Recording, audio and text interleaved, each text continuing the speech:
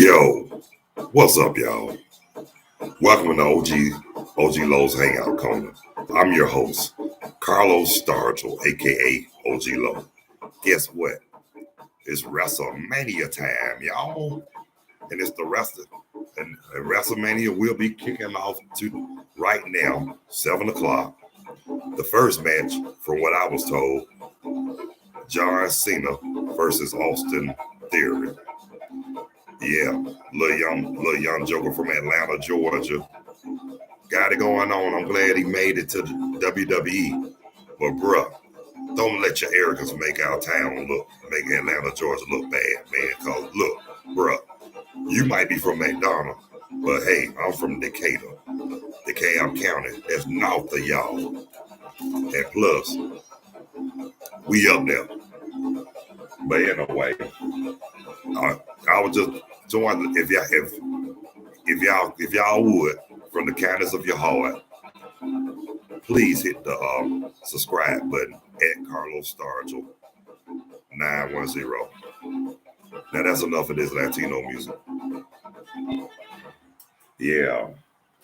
Yep. But the first match, Austin Theory versus John Cena for the United States Championship belt. Oh yeah. And before I get back to WrestleMania, how about them Atlanta Braves? 7-1, y'all. They beat them Washington 7-1. They putting it on Washington. And look, this the WrestleMania. I'm just going live for the kickoff because y'all know when the actual event comes on, I won't be live, but you'll probably see me on Facebook commenting or posting about WrestleMania. But right now, I'm choosing to go live. I'm choosing to go live before the actual match because I really want to concentrate on watching it. That's why I'm going live right now. So that way I won't be disturbed watching WrestleMania. But I do enjoy doing this podcast as well. I enjoy the ones who take the time to watch it. You know what I'm saying? I mean, and oh yeah, and thank you for the 51 subscribers. Thank you for the 51 subscribers so far. Thank y'all very much for the ones who subscribe. Really appreciate y'all, and I subscribe to you guys as well. But anyway, the match I'm more concerned about, Gunther, Drew McIntyre, and Sheamus. What kind of name is Gunther? You know ain't no brothers named Gunther. He should have kept his government name, Walter. As I liked him better when he was Walter. Now, Gunther, I don't know who the H that is, but I like Walt. I like his real name, Walter. Don't get mad, Gunther. You know your name. But my man, Drew McIntyre, I pray to God that he wins the Intercontinental title because remember when he was on SmackDown, when he was a look, put like this, a little knucklehead from Scotland. He had the first title he had was the Intercontinental title, and he was on the SmackDown roster way before he got fired the first time. But I'm so glad he had a chance like I said, I'm so glad for him because he had a chance for redemption and he took advantage of it. I'm very proud of him, and I'm proud of the way that he carries himself as a man. And that lets you know right there, compared to how young he was, he's very, very humble now. And I got to give him his props because when he was young, he was just straight up. But now he's humble, but the man is cool. He's very cool. And I like the way, and I really like the way he carries himself as a face. I mean, he performs very well. He's a very nice guy, I can tell. But I guarantee you this. You won't want to be in a dark alley with him. It might hurt you. Like they said to Andy Griffith, what they said about Ernest T. Bass, he'll kill you. But anyway, I will say this though. And Rhea Ripley and Charlotte Flair. I mean, sad to say, but I think it's Rhea Ripley's time to shine as champion. Hell, she survived. Look, she was the first one to enter the Royal Rumble and the one to win it. And I'm proud of her for that, for her accomplishment. But you know what though? Sometimes you gotta do what you gotta do in professional wrestling. Cause whether you want to be a face or if you're a face or a heel,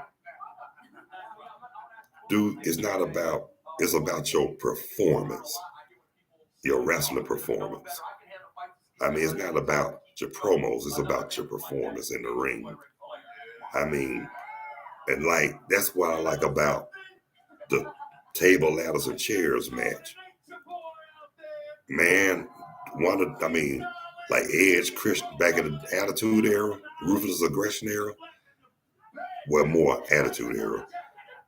Edge and Christian, the Hardy Boys, the Dudley Boys.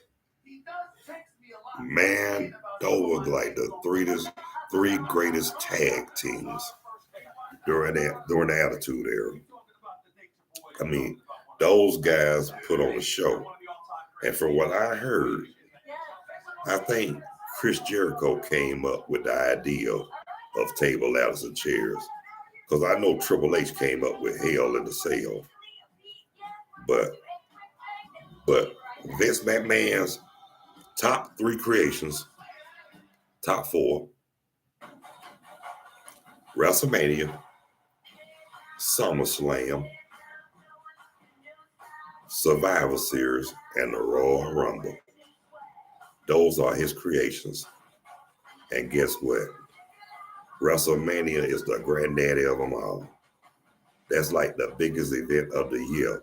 And it's gotten it increased so much that, remember when they used to have it for one night? Now they have it for two. And it's on the weekend. And look, and like I say, in Triple H, I really got to give him props. Right on, man. It's ideal. His baby, the WWE Network, for only $9.99. Man, when he first came up with that idea, I said, that is so cool. I mean, I mean, the little money that you asked for, you making money on top of money. And I'm proud of you for your accomplishments, Triple H. Yes, for real. I'm proud of those accomplishments right there. I mean, that's what it's about. Great ideas. Whatever's best for business. That's what it's about. That's why WWE has been going strong forever, like it is. Because y'all know, once upon a time, it was about to hit rock bottom. Because WCW was taking over.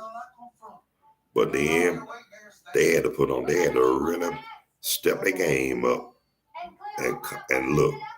And WCW ended up folding and Vince McMahon ended up buying them.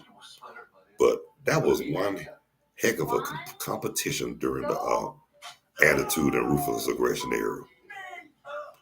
The Wrestle Wars. Nitro versus Raw. Thunder versus SmackDown. I thought that was pretty cool. But now you got Raw versus Dynamite. And you got SmackDown versus Rampage. Dynamite and Rampage, all elite wrestling. They really think they can replace WCW. I mean, come on now, it's good. I mean, great performers. A lot of them came from WWE. And a lot of old cats, WCW. And y'all know back then, WCW was the shiznit. Yeah, I mean, WWE had some talent, but WWF had some talent, but WCW, deep. They had some. They had some. Put like this. They had some vigilantes. I mean, WWF. They made it more like fun and for family oriented. WCW, like I said, sex, drugs, anything goes.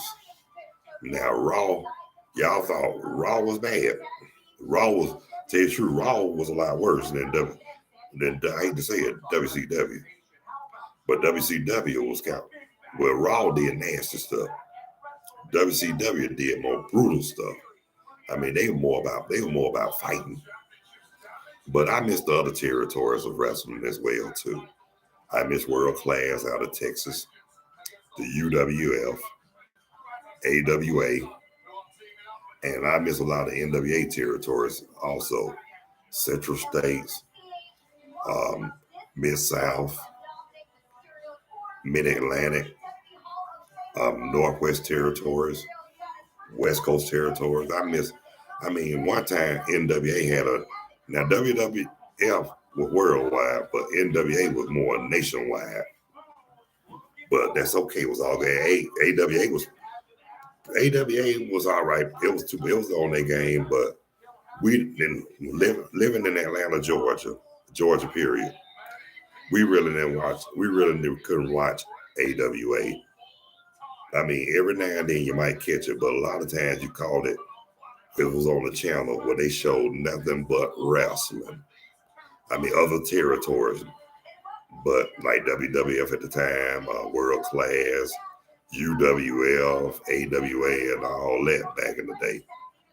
But see, back also too, we had Channel 17, WTBS. It was WTCG before WTBS, before it actually became a cable channel. But and WCW then was pretty big too because it was on the cable channel. I mean, it was nationwide. Everybody and their mama could see it. Because if you was going from Atlanta, Georgia, like to another state like North Carolina, South Carolina, just the East Coast, for example, and they cable channels have like WTBS, TBS, and guess what? A lot of some liked it WCW. Well, a lot of them didn't, but a lot of them did like WCW as well. But see, also like I told y'all before, it's more about territory. It was more about territory. Yeah. I mean, a lot of people that liked it WWF at the time, they liked it Hulk Hogan, Junkyard Dog. Yeah, but like I said, a lot of them back then, a lot of them used to just, as long as they had their wrestling license, they can go there and they bounced from company to company. A lot of them did. But you had a couple of your mainstays, and you had some that bounced back and forth and forth and back and forth. Yeah, you had a lot of them that bounced. But like WCW, for example, one wrestling family. They was the mainstay, but they was Texas' favorite sons, the Von Erichs. Yeah, from their daddy Fritz, their brother David, Kerry, Kevin, Mike, Chris.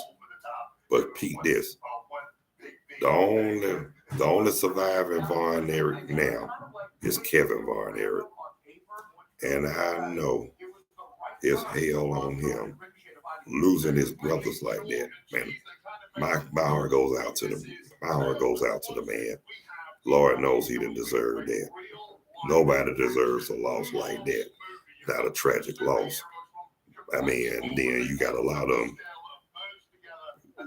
like, they wish it was somebody else's family when it happens to them, but guess what? It happens to all families. So, like I said, when your numbers up, you gotta go.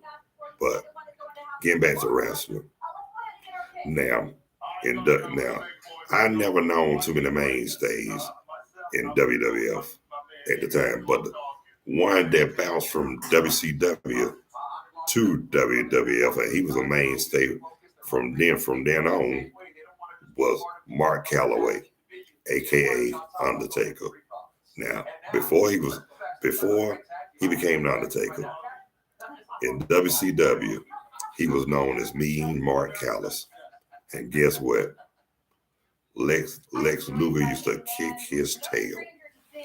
Yeah, you had to pay your dues, but he was dominant, but Lex Luger gave the man hell. But then when he left and went to WWF, a surprise at Survivor Series, and man, Undertaker rose.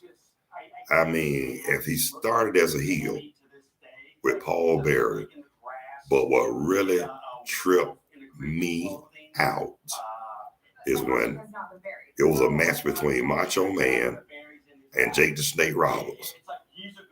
Macho Man beat Jake the Snake.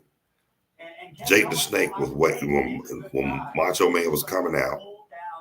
Jake the Snake was waiting behind stage with a chair, waiting for him with a chair in his hand. And when he got ready to hit him with the chair, all of a sudden, somebody grabbed the chair.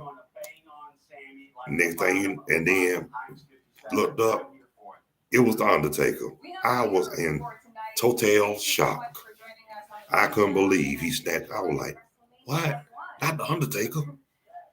And then what tripped me out when he was in Paul Bearer's, whatever that show he had on WWF, and Jake asked him, whose side are you on? And Undertaker just looked at him like, not yours.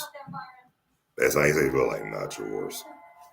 But what really got me too about WWF, before this guy, Glenn Jacobs, was Kane, it tripped me out because he was Jerry Lawler's personal dentist, Dr. Isaac Yankem. What a hell of a name, Isaac Yankem. I mean, every time I looked at him, I busted out laughing. And then I thought Isaac Yankem was gone forever. Then Kane. And found out I had forgot all about Isaac Yankem until a good friend of mine reminded me that Kane used to be Dr. Isaac Yankem. And then when I thought about it, I'm not going to lie, I laughed my butt off. I said, that's one hell of a name, Dr. Isaac Yankem. You ain't got to worry about me going there. You ain't got to worry about me going to see him. That joker might not, instead of using gas, he might just knock us out with his fist. And no, and that he might be one of those sadistic dentists for real. Worse than the one on the Little Shop of Horrors, the one that said, "You'll be a dentist. You have the talent for causing great pain." Now, one thing about now, not trying to get off harassing him, but that was one of the funniest scenes I seen in Little Shop of Horrors when Steve Martin knocked the H out of that receptionist at the dentist's office while he was singing. That was one of the funniest. That's one of the funniest SHITs I ever seen in my life. And every time I watched it, I busted out laughing. And then looking at Isaac Yankem when Glenn Jacobs was Isaac Yankem, I said he should have played that dentist in Little Shop of Horrors. Really, he should have. He would have been. I think he would have been a little bit more. He would have been a little more sadistically dangerous looking than Steve Martin.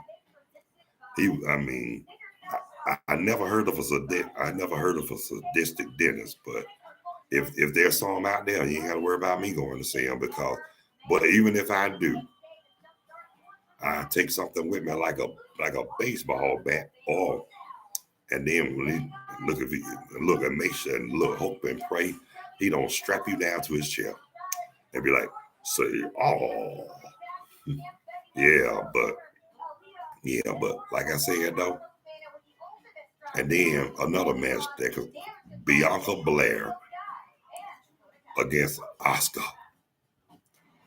And you know what though, I hate to say it, but I hope Bianca is ready for Asuka. Cause that woman can wrestle, and I'm not gonna tell you no tale. Every time she used to take off that little mask, I used to just love to see her smile. I always thought she had a beautiful smile. God, I hope my baby don't hear me because she be on guiding my tail about that. But I'm just complimenting the woman about her smile. And plus, she's not American, but I mean, some of the some of the lady wrestlers, yeah, they. I mean, but the two who paved the way for those lady wrestlers, the Fabulous Moolah and Mae Young, both of them gone to glory. God bless them. And there's a lot of them. There's a lot of the good ones that's gone now, and a lot of the managers are gone as well. Like Bobby Heenan, that Joker was a mess. I don't know what it was, but I thought he was hilarious. I mean, but and then one manager, if y'all remember Slick, now he's a minister out in Texas. Praise the Lord. I mean, I knew he had it in there, but I also love the fact too that much of a heel he was. I'm glad he reformed his ways too as a manager, and I love how he took Kamala under his wing. James Harris, God bless his soul. God bless he's no longer with us either. But I like how it was back in the 90s, 93, and I like how Slick handled that. He told Kamala, he said, "You are a man. You are not an animal. You are a man." And then when I think Kimchi hit him, and they thought that Kamala was gonna stomp Slick, Kamala had a surprise for him. For them, he flipped the script on Kimchi and whoever was handling him as well. I think what was that? Dr. Harvey Whipperman. It was just something about that Joker used to trip me out. He sounded like a narcissist for real. I mean, but I will say this about Harvey Whipperman too. But in reality, from what I heard he was a very nice man. And I heard he really was there. I heard even after Jorge Gonzalez left El Gigante in WCW, but Jorge Giant Gonzalez, before he left WWF, before he even passed, Dr. Harvey Whipperman was there for him. And you know what though, I got to give Harvey Whipperman his props. I mean, wrestling, like I told y'all before, those characters they play, that's just that's just their characters. That's all it is. But in reality, a lot of them are family. A lot of them are family men. A lot of them have families. They got kids. I mean, they just want. Outside their character, they just want to live a regular life or normal life. But guess what? That's why you got to be careful. You got to be careful about your choices in life. Be careful what you ask for sometimes because some things you might want to do in your lifetime, but when you decide to do it, you have a change of heart and a change of mind about it because it's something about it that you don't like or something about it that kind of turns you off.